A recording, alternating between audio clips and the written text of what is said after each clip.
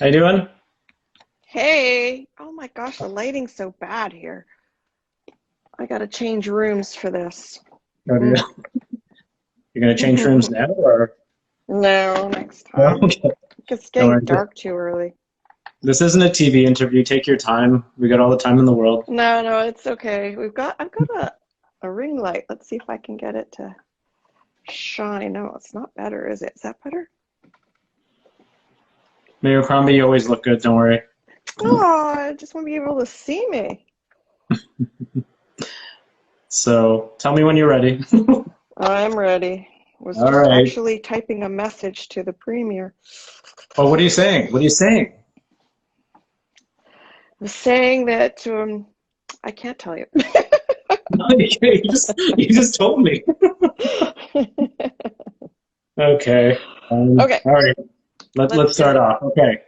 So today, a Adam barbecue says. restaurant in Toronto defied provincial orders and stayed open. It stayed actually open for the duration of his entire day because it actually closed at 4.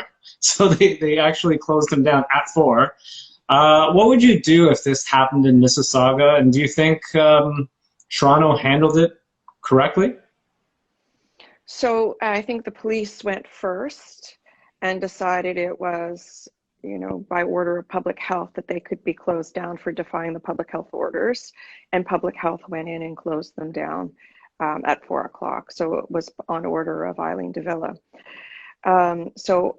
I have heard instances where people are frustrated and are intending to defy the rules, and I encourage people not to do that. I mean, there's a reason we've been shut down, and it's because our case numbers are so high. And I'm getting the new case numbers tonight, so I'll update you for next week. It's unfortunate timing, but we, as you know, have been 117 cases per 100,000. Let's get the exact ones. Peel 200 cases per 100,000, and Brampton's 300 per 100,000. So by comparison, Toronto is 100 as well by 100,000. So we're just a little higher than Toronto is. Positivity rates aren't great either. Peel is almost 12%, Mississauga is almost 8%. Brampton's 15%, but of course they have pockets that are much higher, and we understand that. By comparison, Toronto's 6%. And I am concerned that the number of tests have gone down. We're not testing to the same degree, but of course we sent people who are symptomatic to the testing sites and told other people to go to pharmacies if they're asymptomatic. Um, Mayor so Crombie. test numbers are lower. Sorry. Also, And of course the positivity rates are higher because the tests are lower, and we're sending people who are feeling ill and symptomatic. So that does make sense, but nonetheless, it's still very, very high. And we have outbreaks in our long-term care homes. If I could give you the update on those 16 long-term care homes, 7 retirement homes, and 5 group homes. And in the one, Tyndall, we now have 97 residents and 80 staff that have tested positive. We have 17 schools. Is that my number? No, 1 second. I got an update today. Nope, more, nope, higher. 11 in Mississauga, 21 in Brampton, 1 in Caledon, 33 outbreaks in schools. okay. So the Um, numbers are very sobering, so I know the intent was to shut us down in the hot spots in Toronto and Peel. So that we could ride this out, have people stay home, because of course we're carrying the virus. And I've been saying that the virus is controlling us. We're not controlling the virus anymore, and we need to get control back. So that is the intent. However, it is difficult to reconcile the inequity of it, the unfairness of it, when small retailers and small business people and restaurants are closed down, and yet the big box are open. That's a tough one. And the rationale is that the small retailers can't accommodate the volumes of people that the larger ones can. But well, let me ask this then. Sorry, just to go back to the restaurant that opened in Toronto and defied orders. are we allowed Uh, to say the name? Because it's all over the news. yeah, I'm sure we can. Sorry, I didn't write it down. I didn't want to give it promotion because I'm sure they did it for promotion. So True at the end of enough. the, yeah, at the end of the day, what would happen if this happened The in Mississauga? barbecue restaurant. Yeah. Well, the same thing would happen, of course, is, we have to follow the rules and the guidelines. We don't give people exemptions. So they would get closed down by law enforcement or public health. That would happen, of course. Um, let's not defy the rules. Let's work. Well, first of all, we want everyone to stay home, because otherwise, what's going to happen? We want you to go out only for the essentials. Otherwise, there'll be a larger and longer lockdown. And I think we all know that. These rules are put in place so that we can avoid a larger lockdown, and also to avoid preventable deaths is another way of looking at it as well. Now, I think the Premier is hearing the message that, we understand it's the holiday season, and retailers, small businesses, restaurants make 60% of their revenue at this time of year. So it's going to be really tough, particularly for those who don't have an online presence. Yeah. I was just looking at the video interview that Louis Manzo, who's the owner of the cabin, did, and it's very compelling. It's very heartwarming, but it's devastating at the same time. And I feel for him. I feel their frustration. And my role is just to bring this to the attention of the Premier and work with him. But he's making decisions based on the advice he's getting from public health. And we have all the public health officials sitting at a table, giving their advice to Dr. Williams and the group that make those decisions that then allows the Premier to make those decisions at his cabinet table. So they're very tough decisions. He's in a very difficult position, and we've talked about this before. It's balancing lives and livelihoods. And, from the advice of public health, it's the balance, the scales are tipping to support lives and to ensure that there's capacity in our hospital, and it doesn't enter our long-term care facilities, but sadly it has. So,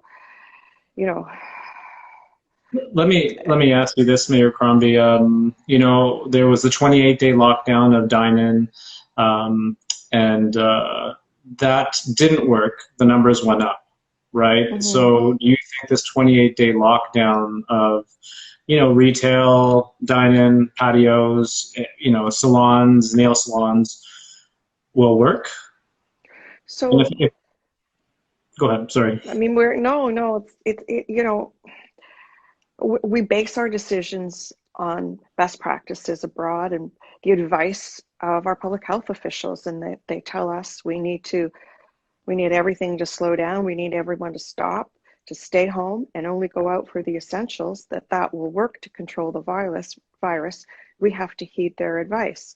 We look around the world and what has been done, and it's been this, when Australia and New Zealand was able to stamp out the virus, it's because they went into a lockdown. They went into a 6-week lockdown. It was much more severe than what's happening here. But that said, we were in a quasi lockdown we were in phase 2.5 before we went into the red zone, and we haven't gotten control of our numbers. In fact, they're worsening.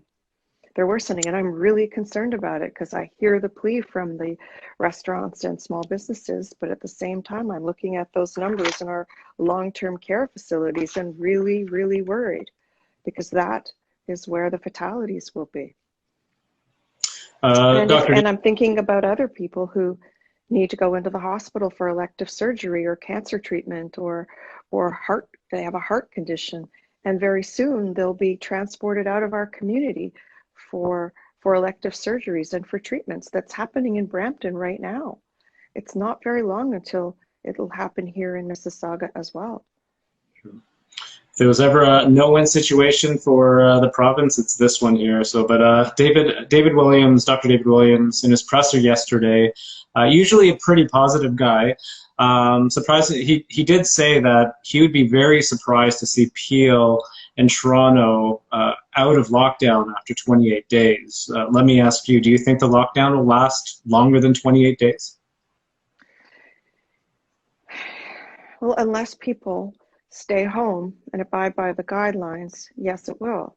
They have to follow the guidelines. And everyone's on the honor system here. and monitoring themselves. But at the end of the day, when the rates go up, and you and I both know they're on 10-day, 2-week intervals, and we can see a direct correlation between Thanksgiving dinners and then Halloween house parties and then Diwali gatherings, it's obvious. So people aren't following the guidelines. We will be closed for Christmas. You won't be spending it with your extended family. But if we could pause now and take this time to really follow the rules and only go out for essentials, then maybe we can avoid a larger, longer lockdown.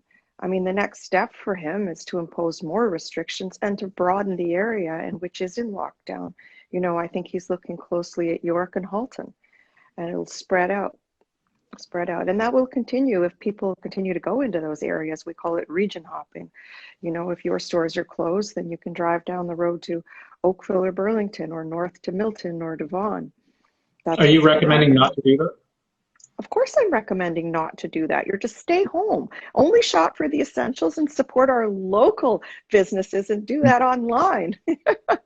Of course I am saying don't go far and beyond. Stay home. No one should be going anywhere other than for essentials or to work or to school. So you're not getting upset where the other mayors of Vaughan and all them, and they're all saying, you know what, we're not accepting Peel in Toronto right now. What do you think of them saying? So we have a mayor's call, as you know, on Mondays, and we take them to task for that. The mayor of Vaughan has been the most positive message. He said, you know, of course we welcome people, and actually Mayor of Oakville as well, both had the same message. We welcome here people from everywhere all the time into our restaurants, into our shops, but you have to follow the rules. The rules apply to everyone. And so if you're coming in, and I'm not recommending going in, I think people should stay home and follow the rules. But if you're going places, of course, you follow the guidelines. And please don't go out if you're not feeling well. You know, you may think you have a cold or the flu, but God knows you could have COVID. So did you say that there is going to be a GTA lockdown? Do you think there will be? I'm saying there could be. I shouldn't speculate, but I know that they're watching closely York and Halton. And if their numbers escalate, that's a very real possibility. I mean, when we look at the lockdowns that are imposed, you know, in Italy or in Australia or New Zealand, they're over a greater geographic region. That way it helps avoid traveling to other locations to, you know, do what you're otherwise wanting to do and can't do at home. I worry people are bored. And they're going out to big box shop because they want to get ready for Christmas and they're tired of staying home. And our advice is just stay home. You know, learn to shop online, but support your local realtor, your local entrepreneurs, your local businesses. We have Mississauga Made here. Most of them have websites, and if not, look on the Mississauga websites, and we'll have a full inventory of all the businesses that are online. And start there, please. They need us now more than ever. You don't need to go anywhere. Just open up your laptop or your iPad and, you know, let your fingers do the shopping. You know, the barometer of how bored people are is based on how long the queue is in the Krispy Kreme lineup at Heartland. Is that right? People So have you been up there? No, no. I've been staying home. I'm just saying. I have to lead you by example. You live up there. Well, you know, I get the photographs of the lineups. Usually they're at, you know, the big box. I won't name them because I know they're doing a better job now monitoring, you know, and their capacity numbers and the number of people inside and the number of people in the lineups, and that they're spread out as they should be.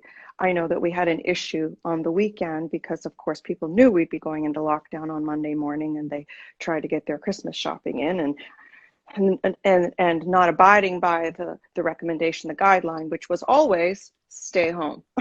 Don't go out shopping, only go out for the essentials. But of course, we know that people did. And, you know, we weren't enforcing that yet because we didn't go into lockdown till Monday morning. So we relied on the security at the malls and at the big box stores to ensure that there was proper capacity restrictions in place, and that they were monitoring face coverings and the movement of people. I ask this every week, but after 28 days, if if Mississauga seeing numbers go down, but Brampton still Yeah. has a case count, would you Of ask the province course. Of to? course, and perhaps you saw that there has been discussion about that at council.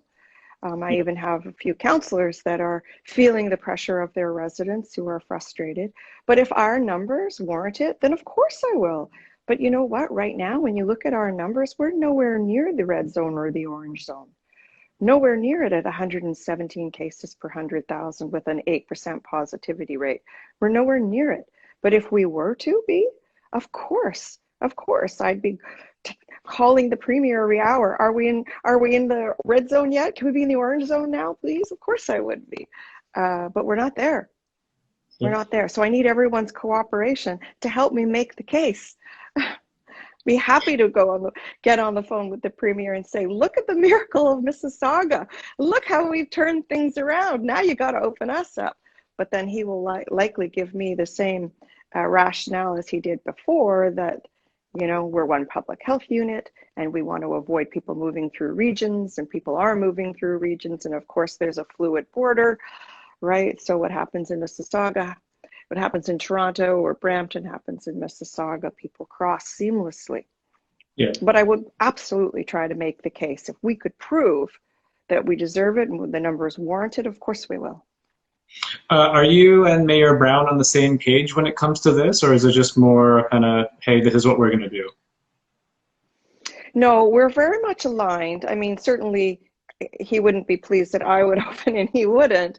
But we've tried to coordinate our messaging. It just makes it easier. We are one region. We have one public health unit. And, we both advocated that restaurants, gyms, small businesses stay open. That wasn't our decision. That was the decision of public health. Yeah. And, at the end of the day, we have to abide by the rules and the guidelines that are imposed on us. Nobody wants to defy guidelines and rules. We did try to make as best case we could that, the science didn't warrant it. The evidence didn't back it. But, they show us that the best practices abroad is that these businesses close and that everyone stay home. And the only way to ensure that everyone stays home is to ensure that there's nowhere for anyone to go. Me and my family actually did a COVID test because Utah, he had symptoms. He's had a cough for a long time, but he was negative. So just letting you know Thank that, goodness. yeah, we called, and we booked, and we got our results within less than 24 hours. So just terrific. Oh, that's very good news. And so did you do that at a pharmacy or at the assessment center? And was that here in Mississauga? Yeah, it was at Credit Valley. Credit Valley? Assessment center. Yeah. Oh, I'm very pleased to hear that your results were so quick. Was that this week or last week? It was done on Friday. Excellent. Oh, I'm very pleased to hear that. Very, very pleased. I have heard isolated cases that weren't back for 4 or 5 days, but they seem to be fewer and far between. But it seems easier to get a test these days too. Yeah, it wasn't busy. It was just the signing up on Maple and doing all that fun stuff and having doctors call you, administrators. That was the tough part, but it was just more. But we did get our test back within 18 hours, so that was. I'm that was so pleased Utah is COVID free, shall we say, and probably just had a little cold or flu bug. Yeah, he didn't like the nose thing. He does not. Oh no, it's not pleasant. You feel like they're reaching to the back of your brain. Yeah. They're actually using a different device now, though. They used to use a wood stick. Now they're using more of a Q-tip, bendy stick. So it's not as intrusive. You can say that. It's not a pleasant trust at all. And I know they're still looking at rapid testing, which involves summer saliva tests. I don't know the status of those yet, but they're looking at them, and even the rapid swab tests. I know that there are some of those kits out there. I don't know that they've been approved yet by Health Canada, but we're waiting to hear. That would certainly help. So we know we have results immediately. So right away whether you should isolate. And the other thing we're advocating this week, of course, very strenuously is sick pay, so that people who are do have COVID or frankly flu, that whoever is ill stay home and receive the benefits they should receive. They shouldn't feel that their jobs, their livelihoods are threatened, that they are paid to stay home, because of course we have many people in precarious employment that often go to work with mild symptoms because they can't afford to stay home and quarantine. So we're trying to ensure that the proper financial support is in place. And also we've been approved for an isolation center here in Peel. And I know that Mayor Brown is advocating, because it's actually technically in Mississauga, and he is advocating for one sort of the northwest of his city where, you know, his cases are more severe, and that's where they have that 20% positivity rating. It gives people somewhere to go so they don't have to isolate, quarantine at home if they live in a large household or don't have the ability to quarantine safely, you know, and not expose themselves to their family members. And perhaps there are people who have underlying health conditions or are elderly in their homes, that gives them an option of somewhere else to go to safely isolate and quarantine for the 2-week period. Today, Trudeau came on my TV and told us that that obviously it's positive that there's vaccine news coming out, but Canada doesn't have the ability to create or make or manufacture vaccines here. So, and he also did say that the countries that have them will, you know, use it for their people first and then send it out. So does that concern you that we might be getting it later than, you know, the States, Britain, and just other industrialized countries? You know, I think there'll probably be an international agreement so that it's fair and equitable everywhere. I mean, that just doesn't seem reasonable that certain countries would hoard a vaccine and not distribute it equitably. I mean, I'm sure the WHO is involved in the allocation of the vaccine, and we have retired General Hillier in charge of logistics here in Canada. I would venture to speculate, and I shouldn't speculate, that everyone will receive it at about the same time. And, you know, they'll have to have a protocol on who will be first. And I would think it would be frontline healthcare workers, naturally, and then essential workers, etc. People who are at most at risk are frontline workers. So there will be a proper process in place. I worry about some of the vaccines have to have that deep refrigeration.